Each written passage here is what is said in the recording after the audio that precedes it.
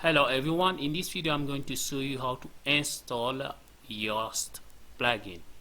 Okay, so first thing you're gonna have to do is to log on your WordPress website. Come to plugin, add new,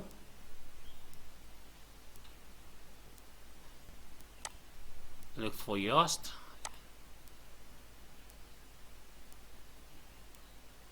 It's the Yoast plugin. They got 5+ million download, active user, and they got 27,331 review, which 5 stars.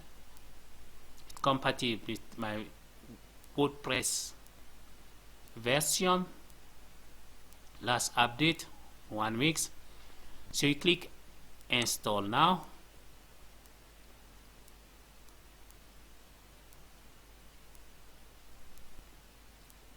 You click activate. There's some notification here. I'm gonna have to look on it. It's the configuration. Click here. So from here you need to specify. They say please specify if your site is under construction or already active.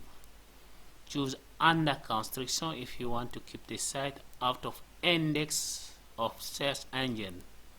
Don't forget to activate it once you're ready to publish your website. My website is already live. I'm gonna say next. So from here you select the site type. Mine, I'm gonna say online shop. So I'm gonna go next. Here I'm gonna say organization name,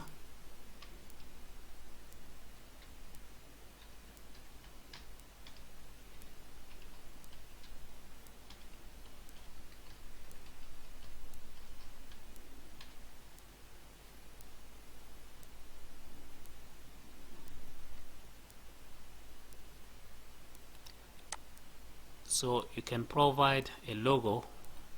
You can put your Facebook page URL here, and Twitter user, Instagram, LinkedIn, MySpace. You click next. Search engine should show post in search result. You say yes, leave it like this. Search engine should show page. You say yes, don't ever say no. You click next. Multiple author, do